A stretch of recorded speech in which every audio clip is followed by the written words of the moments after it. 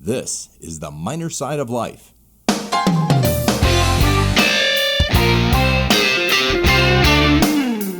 And now, Rob Sternberg.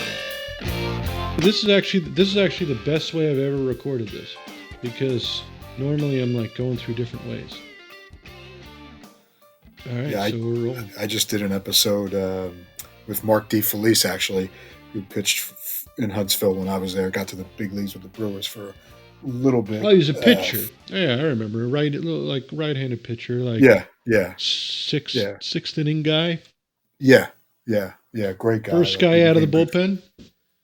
What's that? First guy out of the bullpen. In Huntsville, he was, because he was the only guy that could get anybody out. But yeah, he briefly appeared 2008, maybe 20 games, and then was there all year in 2009. Then got hurt and never made it back. I would assume now, and tell me if I'm wrong. We could talk about what you guys are up to, but I would assume now that there's like a whole generation of players that have moved on from the game in one way or another, but there's like, oh shit, I should do a podcast. I should, because you see some guys now, especially that have like big social media presences. Exactly. That they're like, I can get a piece of this. Yeah, that's what I'm trying to do, man. I'm surprised I actually haven't heard back. I sent a text message to Tommy Gregg a couple of days ago, asking him if he would do an interview with me. I haven't heard back from him. But I hope you hear back from those kind of guys that guys that I know and that I'm comfortable with. Just try to get some momentum going. Just more so for me, just to get back in the swing of doing interviews and stuff, and then try to take it from there, and go bigger. But yeah, for right now, just to be able to do it, and lean on those guys that I know and I know generally would come through for me. And you know what I would recommend, and I wish I did it here with this, is just start doing it, and like you're saying, getting in the rhythm of interviewing people, but just put it out there, start. Yeah, absolutely. And because it sucks, because they kind of like live forever as a body of work, but you're gonna get better, and definitely. It's going to get better, and the longer you do it, the more people. Like, there's not going to be less people that ever hear something, Right, the number's always going to go up. It can't go down. Yeah, definitely. That's been my thought process. So, just gonna, now with the new year and everything, and with so much being unsettled, figure why not? Let's get it knock it out. And that's the other thing, is that everyone's locked in. Exactly. Locked down. Exactly. Well, in theory, at least. Yep. Are you locked down, Brett? I don't go out a lot, to be honest with you. I moved uptown. I think I told you I moved uptown, right? So I'm on 89th Street now, between 1st and 2nd Avenue. So rarely during the week, side, then? will I go outside my little 4-block bubble, maybe on the I feel like people in the city do that anyway. I'm sorry? People in the city do that anyway. Yeah, exactly. They stay. Right. They don't go beyond a 4-block radius. So that's right. I've had a few dates here and there and stuff, but always been outside and been in a situation where it was not crowded, away from people. But yeah, for the most part, pretty much on lockdown. Yeah.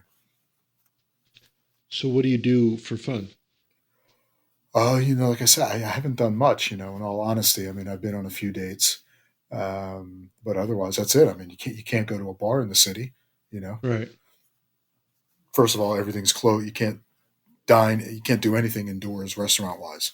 And even when they were open, even since they've been open, you can't just walk into a place and go to the bar. You have to buy food. So my social life is extremely limited because of that, Yeah, no, it's definitely you're like, in a way, you're trapped in whatever little society you're in. That's how I feel. Yeah, to a degree. Absolutely. I'm not going to go to a movie theater. Obviously, there's no sporting events that you can go to. And, even to go to the Met or MoMA or something like that, I don't know if I really want to put myself in that position right now. What is MoMA? The Museum of Modern Art. Oh. So yeah, it's tough. So I mean, I've accepted it. I can't tell you that I'm not frustrated by it, but there's nothing I can do. So I'm just trying to make the best of it. We got to see live music New Year's Eve. Oh, cool, nice. Yeah, In Madison. In Huntsville. Oh, okay. It's a place called the Salty Nut. It's a brewery. There's like a row of like 4 or 5 breweries. Okay. One of them's pretty cool. Well, they're both kind of, the two big ones are pretty cool. That one is it's in a building that was a converted, I think, middle school. Really? Huh. Sorry. They follow CDC regulations. Right. Yeah. Yeah. Yeah. No. Yeah. We wanted to make sure that was on the air. That they were follow. I mean, people. Basically, you go in, you wear a mask. Right. You get to wherever you're going to be situated, and you take it, and you take it off, and right. then you get up to go to the bathroom. You're supposed to put it back on. Right. At this place, they did have a big outdoor area, like a backyard sort of area that was pretty cool. But the other place I was talking about was a converted middle school. And the gym is where they so I think the middle school just was like vacant. Huh. And they turned the gymnasium through the quads into the gymnasium, and that's where they started making the beer. Oh, cool. Yeah. Cool. And I think like the scoreboard is still is hanging out there, and then the other side there's like I don't know. I think they made it was a place that made stoves. It was a stove manufacturing plant, I guess. And that's where the other one is. But the one we went to was just, some smaller warehouse. Well, there was a popular place when I was there called the Furniture Factory. The Furniture Factory. I don't know. Yeah, it was a bar, and then the other popular place was Humphreys, I think it was. Humphreys. Hold on one second. All right. Go ahead. What? I'm going to record a podcast with my buddy Rob. I love you. Sleep All well. right. Sixers lost by like 14 or something. Oh, I heard the Knicks. My dad was talking to me. He said the Knicks are. Yeah, they're playing well. Yeah. Yeah, they beat Utah and they beat Milwaukee. That was my only question. I don't know shit. Yeah. He said, "Oh, they're playing well. They're 5-3." I said, "Did they beat Milwaukee?" I don't even know that they played them. Yeah, they beat them by like 30, I think. Crushed them. Yeah, crazy.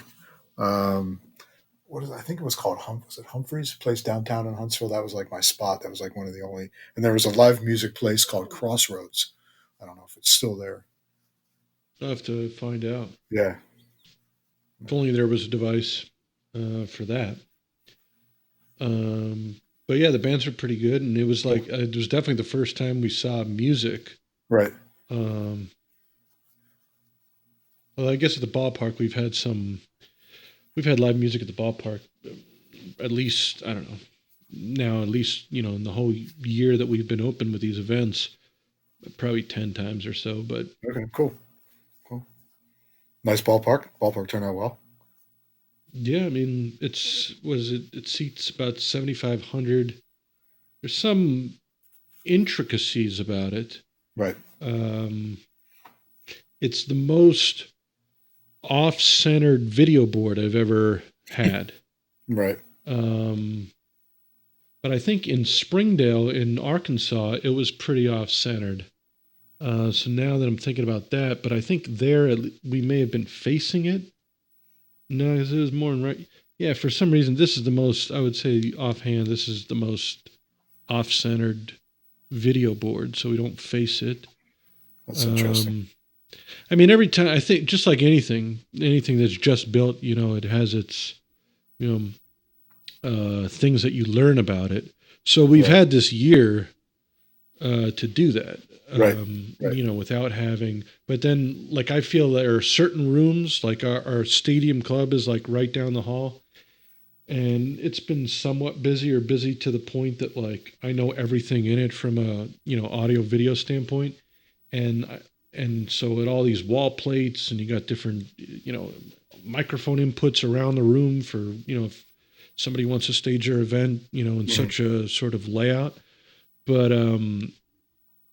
so I know all the quirks about that room. But there's so much other stuff that especially on a night in, night out basis, that I haven't,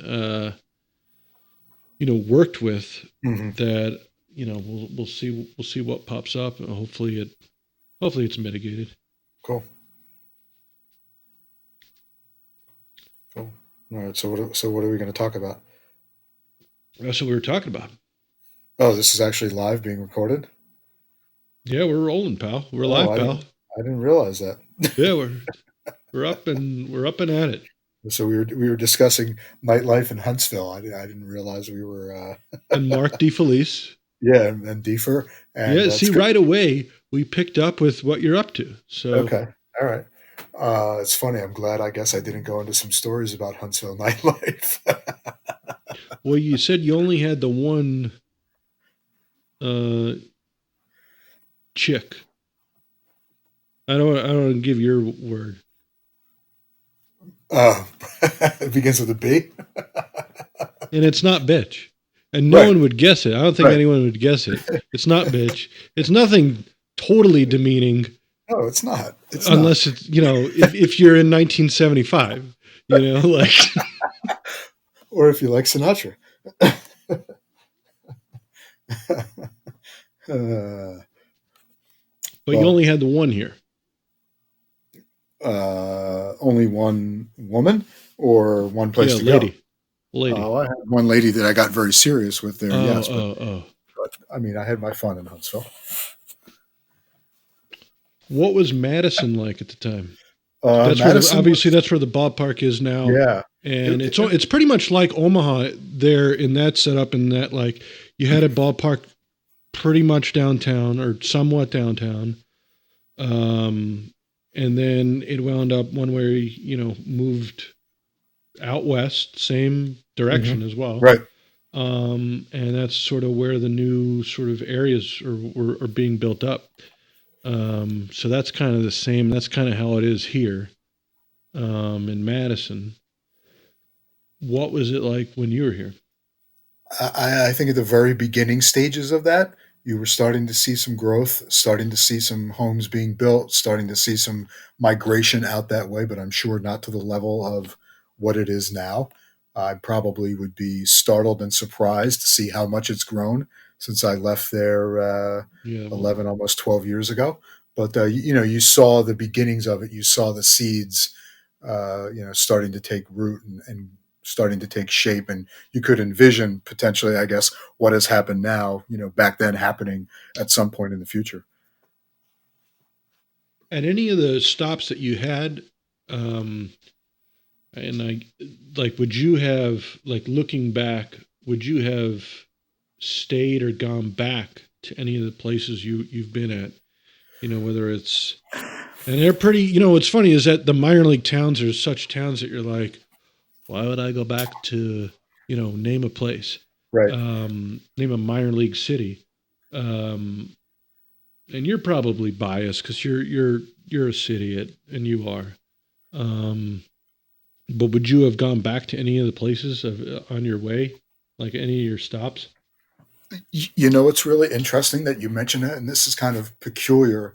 I have somewhat repetitive dreams about going back to El Paso and more so even Huntsville.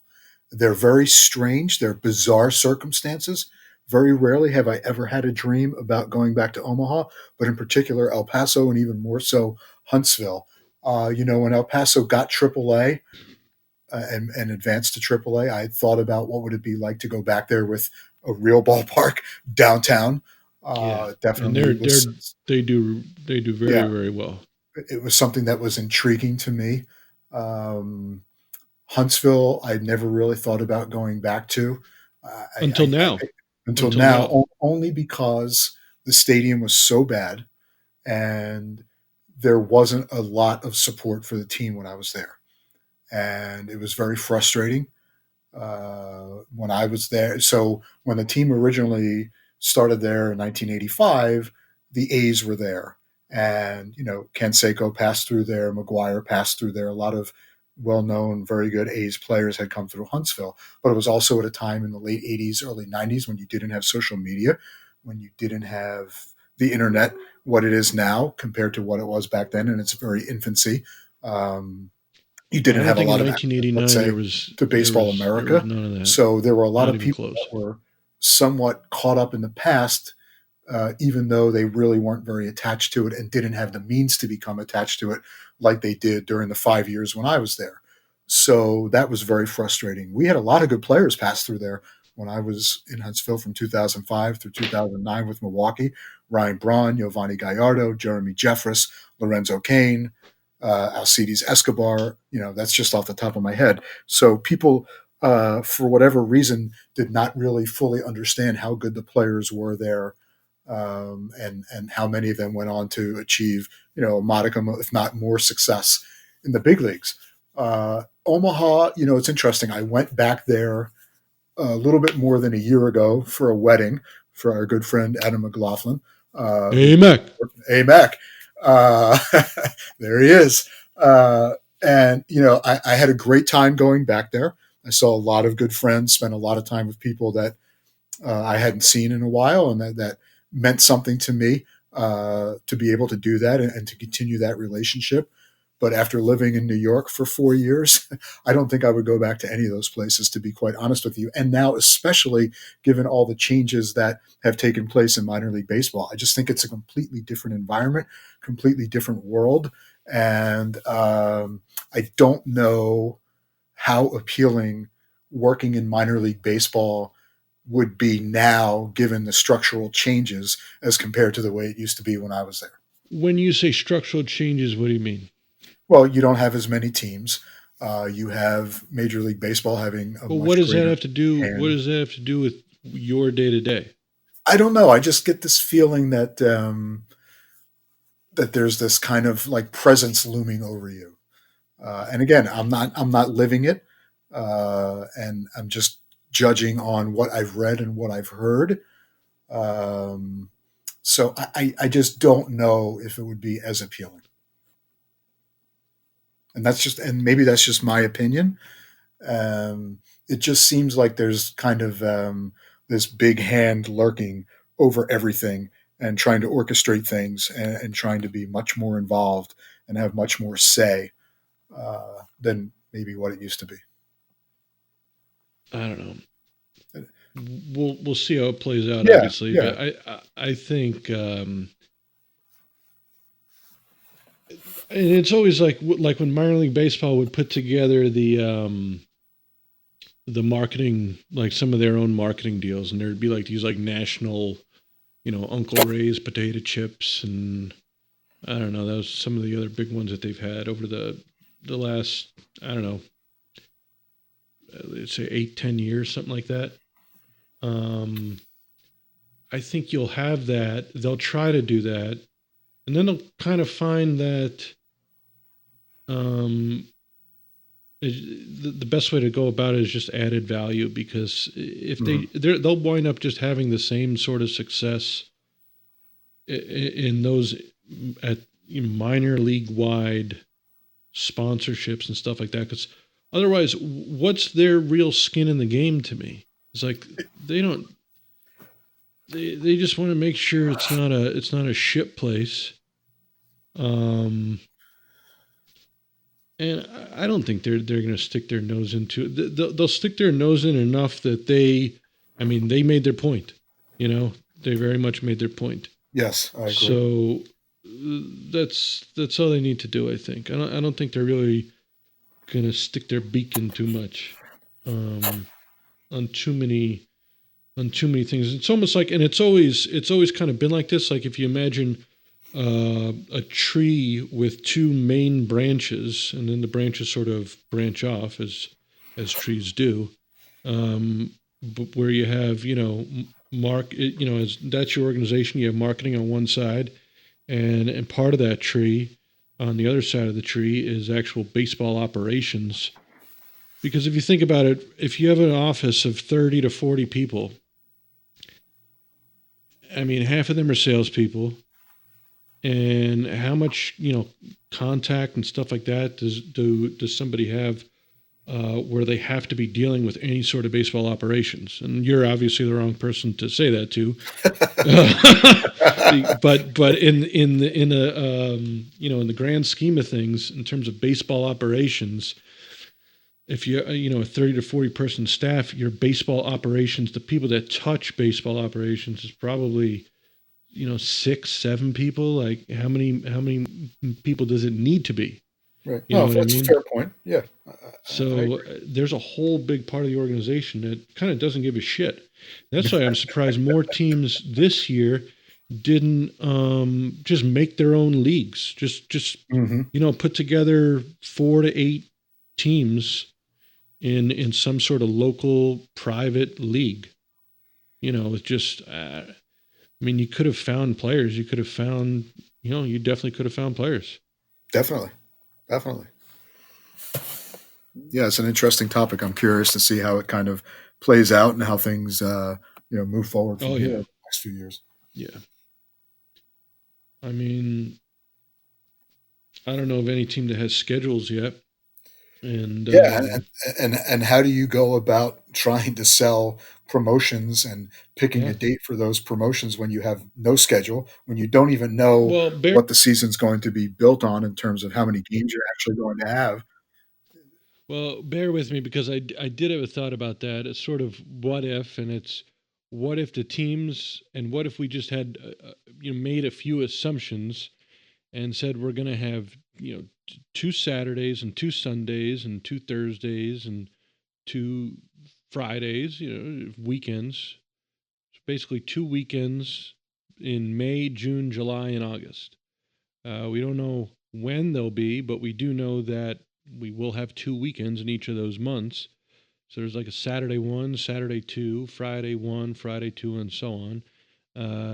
Can that be enough to go to an HR person or a company president for a group outing and say you've got to reserve this slot, not date, slot, because they're going to be limited and they're going to go fast. And I think it's worth at least trying to flush out, because we can just start booking promotions, and when we do book promotions, a call has got to be made to Promotional Adventures. Dustin and his team, they're ready to go for this season, but give them a call now. Maybe work some of these scenarios in terms of when you can get these deliveries. He's got the best turnaround times going. So even if you've held your giveaway items back from 2020, let's say, to now 2021, maybe you've still got some holes to fill. I'd hope you weren't on the hook for everything from 2020. So whatever it is, bobbleheads, stadium replicas, of course, masks. You don't want your comments section to be flooded with, well, I don't see any masks. You can get yours at Promotional Adventures. Check them out right now at promotionaladventures.com. And Brett will pick it up here. There's the issues of how many fans, if any at all, in some places. And it doesn't really work at the minor league level without TV. But we're talking, fans. Sure. Yeah, and really, I feel really bad for the minor league kids themselves, especially the younger kids. The guys that, let's say, were in A ball last year and were maybe jumping into pro ball for a full season for the first time, then it gets shut down.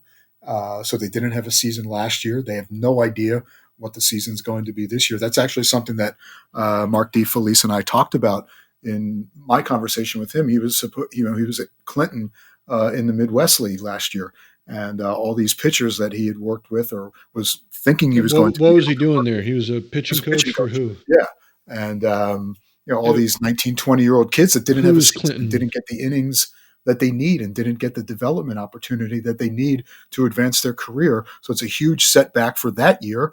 And now again, you go into 2021 and you have no idea how the season's going to be composed, how many games there are, when spring training is even going to start, when to get into your routine, and if you're going to get on the mound at all. And if you are, how many innings you're actually going to be able to throw.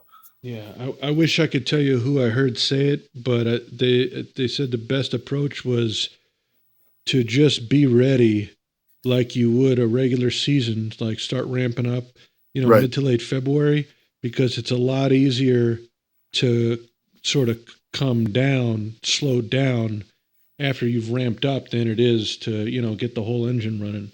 Sure, absolutely. So I wish I remember who it was, but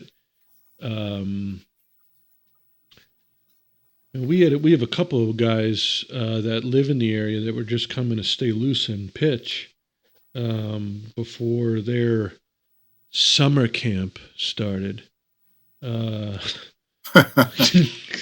Fucking summer camp. And they actually wound up pitching in the big leagues. Yeah, I think from a player standpoint, they're going to play. You can't come after the NFL played a whole season and the NBA and the NHL are going to be going on. Right. You can't not start on time now. That was a topic today. Dog had Steve Phillips on. That's what they were talking about on his radio show. Yes. Yeah, I usually watch him since I'm working from home now. I usually watch him most afternoons on television on High Heat, and yeah, today obviously was focused on the Mets because of the trade, but yeah, it's really interesting. What's going to happen at the big league level too? Are they going to start on time? Are they going to be able to play 162 games? What's the playoff structure going to be like? What's going to happen with the DH? They still haven't decided on whether or not the DH is going to be universal or if it's just going to be in the American League again. I think they said that would be until they work the next CBA out, because there's 1 year and then the CBA. Yeah, it's interesting. I've always been a National League guy. I've always been a person that likes the so-called strategy of being able to double switch and do that sort of thing. But, I did happen to like the DH in the National League last year. I thought it brought a little bit of a change and obviously gives some guys the opportunity to get 4 or 5 ABs every night, maybe when they wouldn't. And, with you being a Mets fan, a guy like Dominic Smith is a perfect example, right, of a guy that could really benefit from a universal DH. So, and as long as they have Dom Smith, J.D. Davis, and Pete on the team, I'm in favor of a universal DH. If they did not have that situation, then I would not want at all a universal DH. No, you can't. You can't run Dom Smith out in left field defensively. You can. You know what? He got better. He got better as the truncated season went on. Yeah, but can you picture him out there 145 games though? No, but he doesn't need to be. He doesn't need to be. Right. He doesn't have to be. But if you were batting 9, you know what? The way they made the game, if you're batting 9, including the pitcher, you can still get him in the game as a left fielder, just moving people around with J.D. Davis. But now I guess that's certainly not the news. Not the news of the day, though. No, definitely not. No. Shall we dive into that and talk about go that? Ahead. I'm very much looking forward to. I think it's talking about asking you about the Phillies after as well. I mean, go ahead. Great deal for the Mets. I've been a huge Francisco Lindor fan since he came into the big leagues. I think he's perfect for New York. Charismatic, energetic, good-looking guy, great smile, Latin roots. I think he's going to play tremendously in New York. Clearly, the Mets would not have made this deal if they didn't think they could get him signed for the long term. And now you look at that team. Your possible top 4 or 5 hitters in the lineup, if they do it something along these lines, could be Lindor, McNeil, Alonso, Conforto, Dom Smith. That's not too bad. No. And I think I like the idea of them shoring up the middle. Yes. With McCann and now him, and hopefully getting the center fielder Springer, because you put Springer on a team, that's a lineup down to the 7th and 8th, 9th hitters with a Dom Smith in one of those spots. So that's a World Series lineup. Yeah, and speaking of the World Series, Springer brings that experience, right? Mm-hmm. Brings that World Series He would championship. be great. The only thing, and I love Springer. The only is that he does get hurt. Yes, he does get hurt. Yes, and it's hard to find guys, that.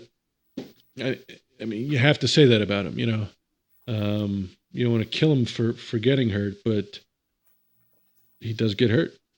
Yeah, and I think he kind of brings a lot of the same things that I talked about Lindor bringing in terms of charisma, energy, smile. He's a local guy, grew up in Connecticut, so I think he would play really well in New York as well. And I think if you brought him in, you had the makings. Was Harvey from Connecticut? Yeah. Played at UConn, and I think you have the makings of a seriously potent lineup. And also, like you mentioned, they get much, much better defensively. Mm-hmm. So they're not done, but they're obviously they're getting ready to go here. Ready to go. Hopefully they play. Hopefully they play. Yep. And what's really interesting too is having lived in New York for the last couple of years and having kind of seen the ebbs and flow in terms of whether or not Steve Cohen was going to buy the team. A year ago, like he was, then he wasn't going to. Then he got back into the picture. I mean, the timing for and the Mets could not have worked out. Thank the good heavens that A-Rod and fucking J-Lo did not wind up owning the damn team. Yeah. A fraud, you mean? Oh my God! Could you imagine that? He creeps me out. Yeah, no, he's definitely weird. He always was. I think he was just weird. Yeah. Very much just about himself in his own head. Just a persona. Definitely. Although from what I understand, and I think you have to give him credit for, excluding the Mets thing, very, very savvy business person and investor. And what is he invested in? From what I understand, he's got a ton of property. I heard car dealerships. I think, I don't know if it, that was probably a Francesa thing, him talking about that.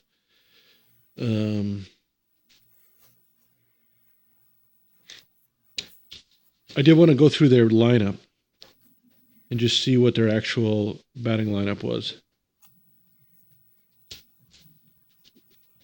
From last year? Or no, the Mets, yeah. Yeah. So, I have to pull up their depth chart. Yeah, I mean, like I said, I think you could go something along the lines of like Lindor, McNeil, Alonso, Conforto, Smith, then maybe J.D. Davis. That's pretty solid. Brandon Nimmo. McCann's in there. Yeah, so McCann. McCann is basically batting 7 or 8 for you. Right. You know who I loved that I feel like his ceiling is, but maybe we can get a little more out of him, is LaDuca. I hope that McCann is the sort of presence for them like LaDuca was. Right. Although LaDuca would hit second too. But just that sort of presence. Mm-hmm.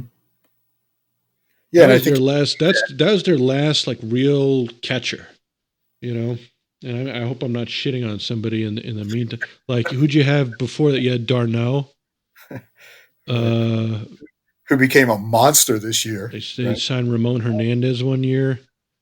Omir Santos, can't forget about him. Wilson Ramos. Yeah. I don't know.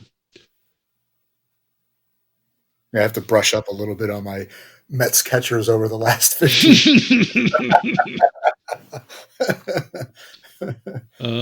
They had to give somebody a deal after LaDuca. They had Darno a few years.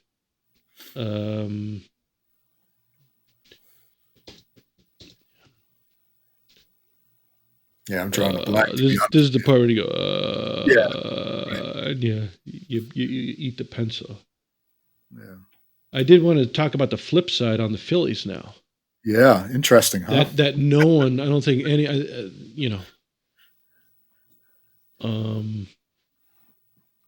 but man, I saw somebody on Twitter, one of my Phillies friends, he's just like, I hate the Mets or something like that.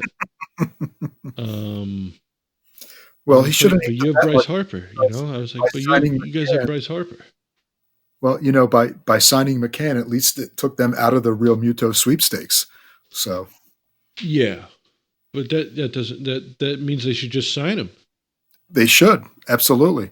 Now that there's a new administration with Dave Dombrowski, you would think the thought process would be different because the Phillies really did not seem to be maybe as aggressive as people wanted them to or thought they would be. I always heard about this John Middleton was that he had all this money. Right. And, they were signing players. They brought in Bryce Harper. Who else? Like high-priced free agents for him. Zach Wheeler, they just gave a deal to. So they're ready to win. But now it looks like they're just backing off. And now they're going to have all these contracts and be backing off at the same time. Yeah, it's kind of interesting because prior to Dombrowski's arrival, it looked like they were really waiting to see if and how the market would be set and get into a position where they weren't necessarily potentially bidding just against themselves for Real Muto. A lot of numbers have been tossed around. They've used Joe Mauer's contract kind of as a gauge and maybe as a basis point for comparison. There's also been some talk about the contract that Paul Goldschmidt signed in St. Louis recently, although they obviously play different positions. So, with those two contracts, you're talking $23, $26 million a year. And then how long are you going to go with a guy that's going to be 30 as a catcher? So I understand to some degree a little bit of reticence in terms of trying to get a gauge and understanding of where the marketplace is in this strange time where. But eventually you have to at least be able to say, look, we stand with you and we're going to give you this deal because we want you. I agree. And especially given the fact that what they gave up to get him with Sixto Sanchez pitching as well as he. And that's why that was one. Remuto walked away after 2 years, and Sixto Sanchez does for the next 6 or 7 years what he did this year. Then it's a horrible trade. That was and the Mets have that with the guy they sent to Seattle for the in the Diaz Cano deal. Oh, the outfielder. Kalenic, but I think there's a pitcher also. So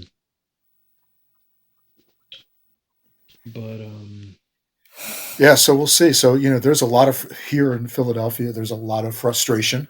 I'm actually in Philly right now. There's a lot of frustration about the Phillies' lack of being able to tie up Real Muto, make a decision about that, and then how it's going to affect what they do potentially in re-signing Didi Gregorius, who really seemed to bounce back pretty well last year, and Philly fans really warmed to him and gravitated to him. And I've always been a big Didi fan, even more so having been in New York the last couple of years and watched him on a more daily basis. As a Philly fan, I would like to see them sign both of those guys. But there's a lot of frustration right now in the city about what the Phillies have done, or really, I guess, what they haven't done. Well, no one has done anything, so that's the good news. For the most part, that's true. I feel like there's a couple situations in a couple of places that are just you could say the same thing about LeMahieu with the Yankees. Right. So maybe just a lot of teams have a guy like that or a hole like that where they're just still waiting because nothing aside from really McCann. I don't know if there was that the biggest free agent signing so far? Yeah, maybe. I mean, if you consider the Braves bringing Charlie Morton back for a year. Yeah, that's not a bad deal. I mean, certainly not a bad deal, but in terms of the news, maybe it was just early and you thought there'd be a bunch of them coming and then nothing happened. Yeah, on a trade front, obviously San Diego right before the end of the year. San Diego made the moves. Yeah, bringing in Darvish and now I'm drawing a blank on who else they traded for, but obviously they made some very significant moves and had the pieces in their minor league system to be able to go and do that. And certainly you have to look at them as a serious challenger now to the Dodgers and maybe one of the three best teams in the National League if they weren't already. Blake Snell. That's right. Yeah. Yep. Yeah. So it's San Diego Padres. What they've done, right? I mean, I think a lot of people were surprised when they signed Haas. I think even more people were surprised when they gave $300 million to Manny Machado. Where do you stand on Hosmer on the field? That's a great question. I really thought, having spent a very brief amount of time with him in Omaha, my first year there in 2011, because he was only there for a month before he went to the big leagues. He was hitting over 400 in AAA. And that was in 2011. Yes, 2011. I really thought he would be a consistent 285, 290 guy, 18, 20, 22 home runs, 90 to 100 ribs. Okay, well. I thought he would be a really consistent offensive player. He's been a little bit up and down, hasn't been as consistent offensively as I thought he might be in the big leagues. I still think he's a pretty solid player. Obviously, a very good defensive player. Certainly a vocal guy and a leader. And immediately when he went to Kansas City, kind of became the face of the franchise. So he's used to that. And then they signed from Baltimore, Machado. Right. I'm not personally a big Machado fan. But I mean, Machado would be the face of the franchise. Yes. But I think Hosmer's had a pretty solid. And now Tatis Jr. Yes, well, he's definitely going to be. Assuming they can. So he's like the third guy. He's the third guy on the team, at least. From a hitter. Like who you gonna let you beat? Don't let him beat you. So, which is a good spot. I mean, if that's your team, and I did pull him up. So he's hit 293. These are just his best hitting years in 10 seasons. Hosmer, yeah. The fewest games he ever played, aside from last year, was 128, and that was his rookie year. So he has played a lot of games. And in those years, 293. This isn't in a row. These are just the good ones. Right. 293, 302, 297, 318. That was his last year, and then he signed a deal with San Diego. And since he's been in San Diego, including last year, now you got to give him a little pat because he hit 287. He's hit 262 for him. 127, 566. He's hit 17 or more homers 1, 2, 3, 4, 5, 6, 7 times. I mean, he's your first baseman. Yeah, I mean, I think that he was when he first came up was more of a line drive hitter, and especially playing in Kansas City, right, which is not conducive to hitting a lot of home runs. Yep. You didn't expect 25, 30, 35 just home runs. Just knocking the runs, which he... Yeah. I mean, I thought Moose could be a 25, 30, 35 home run guy. Where is he? Is he a free agent, or is Cincinnati only gave him a 1-year deal, right? I thought he signed a 4-year deal there. 4-year deal? Yeah. Well, good for him. Yeah. It's and I feel like we're saying that every year now. It's not a good offseason to be a free agent. Yeah, well, I think over the last couple of years, what you've seen is, unless you're, and I think the trend maybe will continue because of the circumstances, for another year or two, maybe even longer. Unless you are a superstar level player, the money that might have been there might not be as great as it was 3 years ago. Now, granted, Mookie Betts signed an enormous contract, but like you're saying, the superstar level player, right? But for that next tier down and even the next tier down after that, the money that they might have gotten 5 years ago, I don't think is going to be there. And I think maybe that it's a little bit of collusion. Maybe it's a lot to do with analytics. It's a lot to do with the changing mindset. And I mean, you also have to go back and look at some contracts that have just been horrendous, right? Joey Votto, Chris Davis, Albert Pujols, a couple of others I'm trying to think of off the top of my head. C.J. Wilson, that's going a little further back, but there have been some really, really bad contracts, and maybe the owners and the decision makers in the front office have started to wise up a little bit and realize that, unless you're truly, truly that franchise type player, that, maybe those contracts just aren't going to be there anymore. Either they're losing money and they just can't afford it, or, it is kind of this, this sort of collusion, as you're saying, but I don't want to say collusion because you really got to plan something. Right. If it's just happening over, just 1,000 unqualifiable factors, then it's just happening, And I think analytics has definitely had something to do with that as well. And the changing nature of the person in the GM role, their staff, and the way that they make decisions. Right. The Mets catchers, by the way,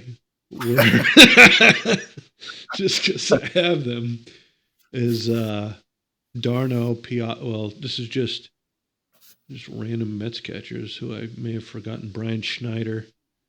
Oh yeah. Tolley, I forgot Tolley. Tolley caught RA that whole season. The Dick man there. Robinson Chirinos, Ramon Castro, but that's going back now almost 15 years. Mike Nikias. Yeah. They had Devin Mesoraco, who was supposed to be a superstar but never really. Yeah, he was with Cincinnati. He was hurt a lot too, though. Yeah. Speaking, funny enough that you mentioned Robinson Chirinos. When I was in Huntsville, he was with the Cubs and he was a third baseman, and then he was converted to a catcher. Mm. Yeah. That was me. I was a catcher, third baseman. There you go. Yeah.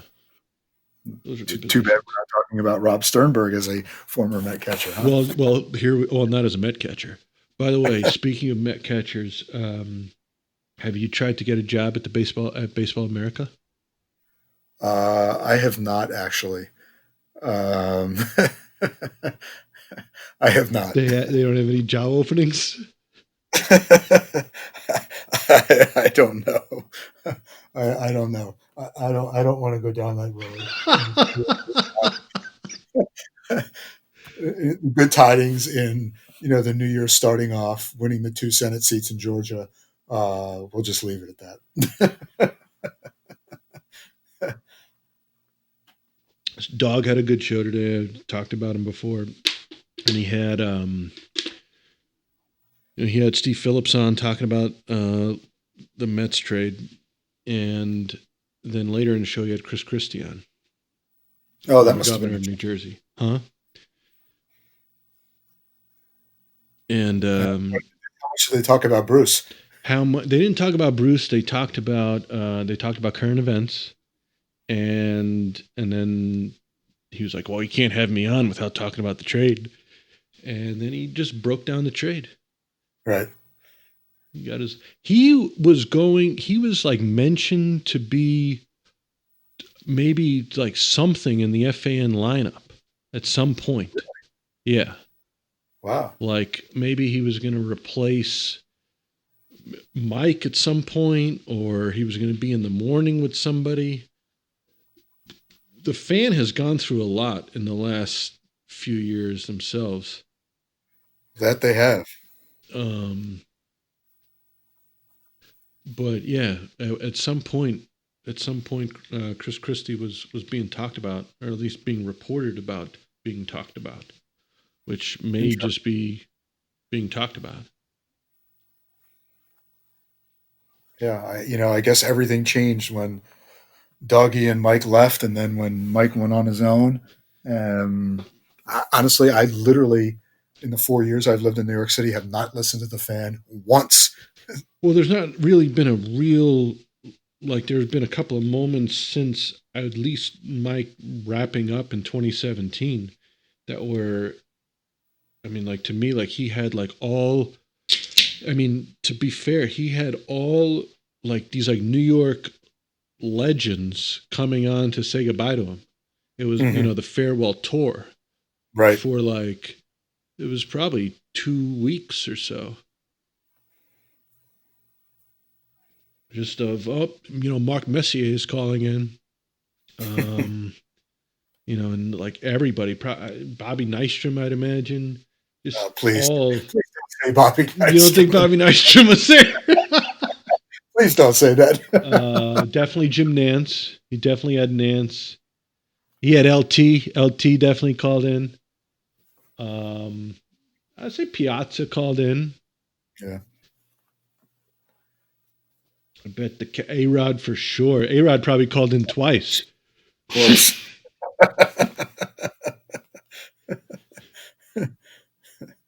Yeah, it's funny. Speaking of Bobby Nystrom, when I moved to New York and I was working at Barclays Center, one of the first nights I was at the arena for an event, I was in a suite and they had a picture framed on the wall of him right after he scored that goal in 1980 against the Flyers. And I looked up and saw it and I was like, oh my God, I cannot believe I'm in a suite with that picture 4 feet away from me. It's too bad that it wasn't in the Nassau Coliseum. Yeah, still 40 years later, I don't know if I've ever fully gotten over that. I remember, so I was 13 that summer, and my dad and I had just started to cut the lawn at our house by ourselves. We had gotten rid of the lawn service that we had been using for many years. Congratulations. But I was still young enough and small enough where he was a little concerned about me handling the mower at times by myself. So that game was a Saturday afternoon. That was a Saturday afternoon Stanley Cup final game. And he's out in the yard. He's in our pool area cutting the grass. And I run out of the patio, through the door onto the patio into the pool area. And he's cutting the grass and I'm screaming. I'm like, he was offsides. He was offsides. I think I was 13. I'm like, he was fucking offsides. Bobby Nystrom just scored. He was offsides. And I was crying. I was 13 years old. I'm like, obviously never forget that. And what did he say? He said, calm down. He's trying to cut the lawn and deal with me at the same time. And what happened? And, all right, I'll come in a second. He's trying to finish up the lawn. And, oh, man. Painful. Bobby Knight, I was a huge Bobby Nystrom fan too, actually, until that moment.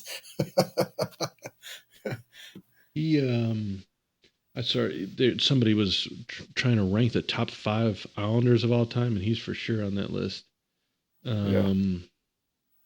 he used to, so my brother and then me for a while too, a little bit, played hockey growing up. Yeah. And Bobby Nystrom would be, so youth hockey on Long Island. Bobby Nystrom was probably at every tournament. To congratulate the winner. He was everywhere.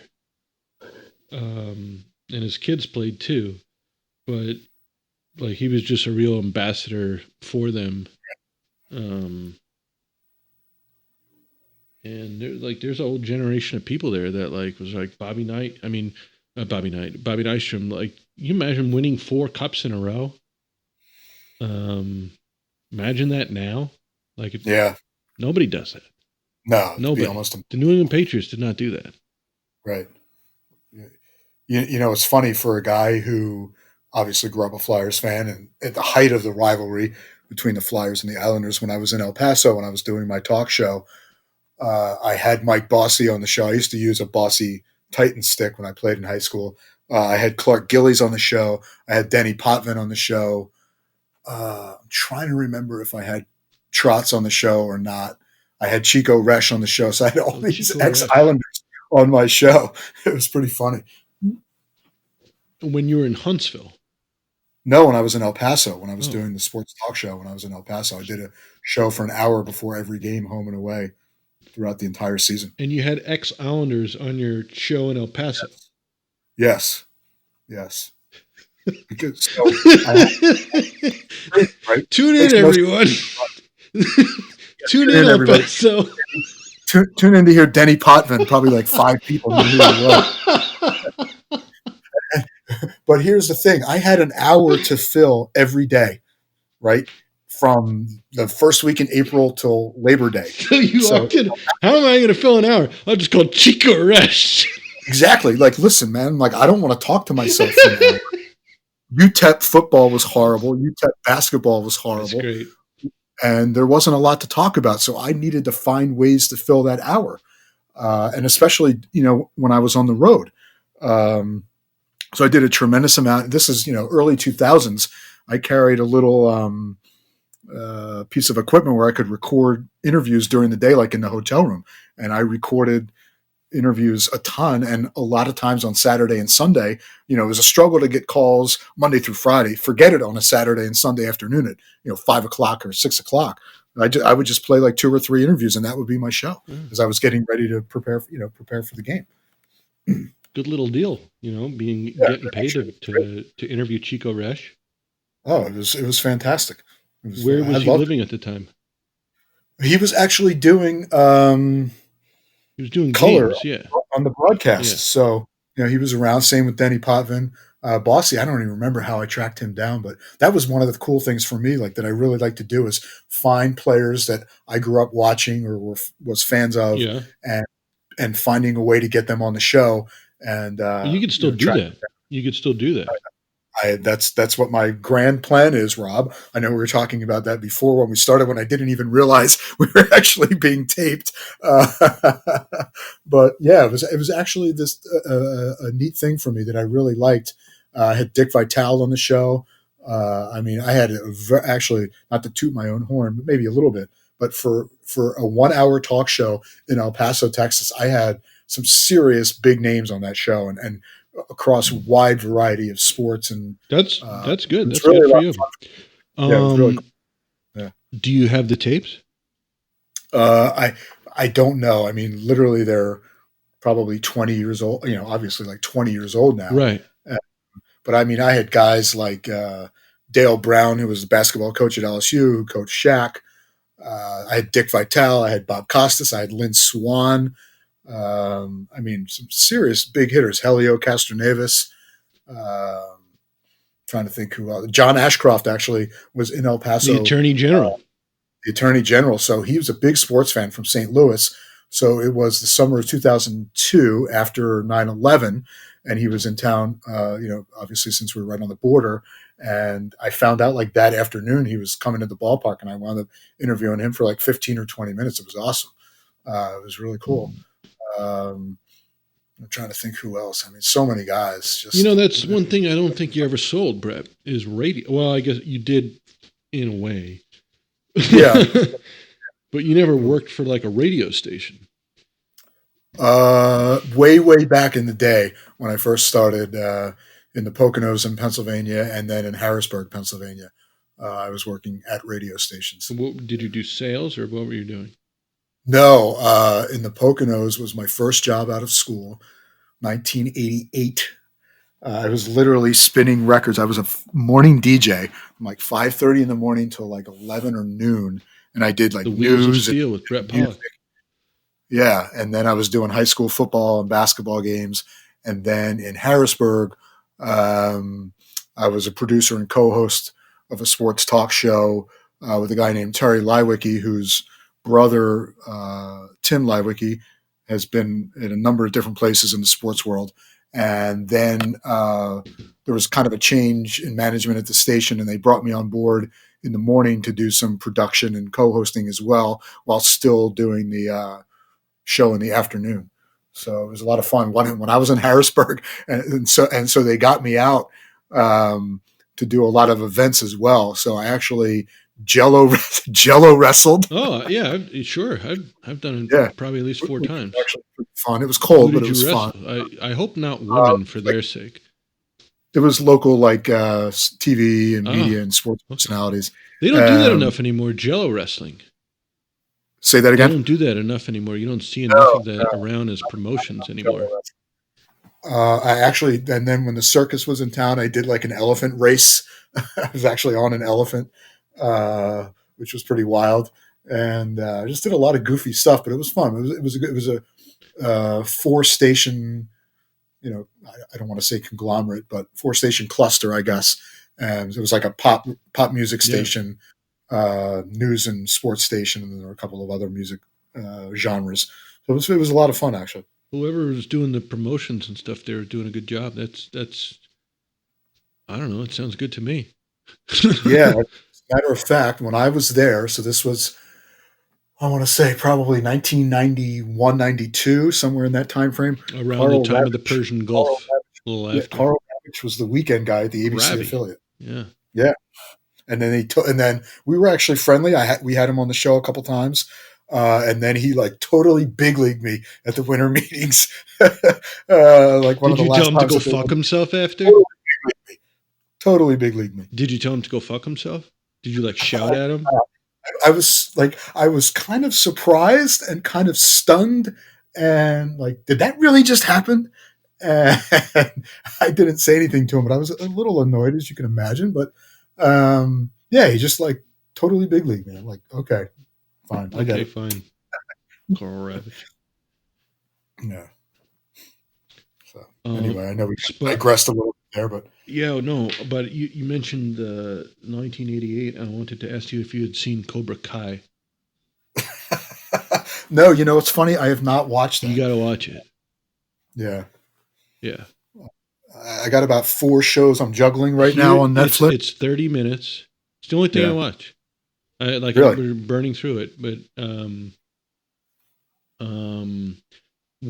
when I really wanted to watch it was when I learned that they flipped the roles.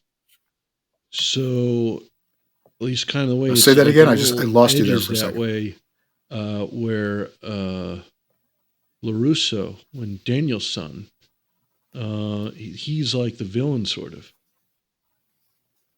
Okay, now you're back. I lost you there for about 30 seconds or so. You were talking about Cobra Kai? Yeah. The part that really, like when I heard this and made me want to watch it, was that they flipped the roles so that Daniel's son, he's like kind of villainish. Oh, really? Oh, that's interesting. Yeah. So I was like, oh, okay. I see what you're doing. Who plays Danielson now? Him. Everybody plays him. Like everybody. Oh, really? I guess, yeah. So the actor that played Miyagi, he had passed away. Yes. Since then. The gentleman. Danielson, you are wet behind ears. Show me paint a fence. Show me sand the floor.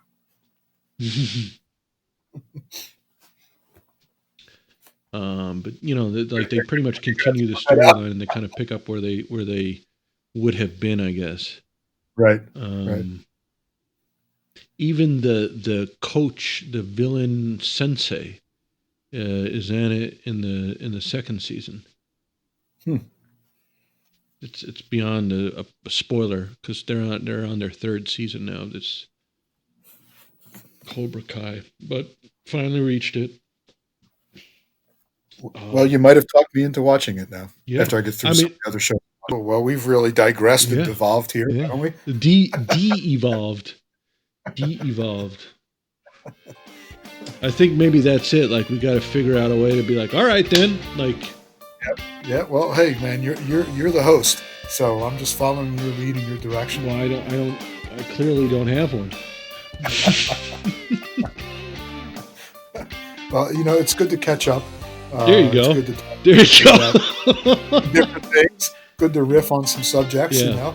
Just do this on a regular basis. I think is enjoyable and fun, and hopefully people get a little something out of it. And we can delve a little bit deeper into our personalities and into our past. Try to tell them and show them. And yeah, for sure. What led to this career? I think we learned some things today. We got to touch on a number of topics. So next time I'll tell you about the new guest we have in the house. Oh yeah. Yeah. That's awesome. Yeah. If I'm reading between the lines and inferring what I think you're inferring. Well, you'll be surprised, and we'll all find out next time right here on the minor side. That's how you finish, Brett.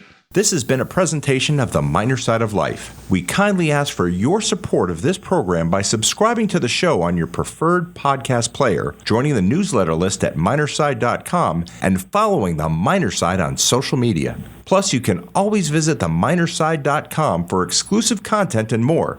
Thank you for listening.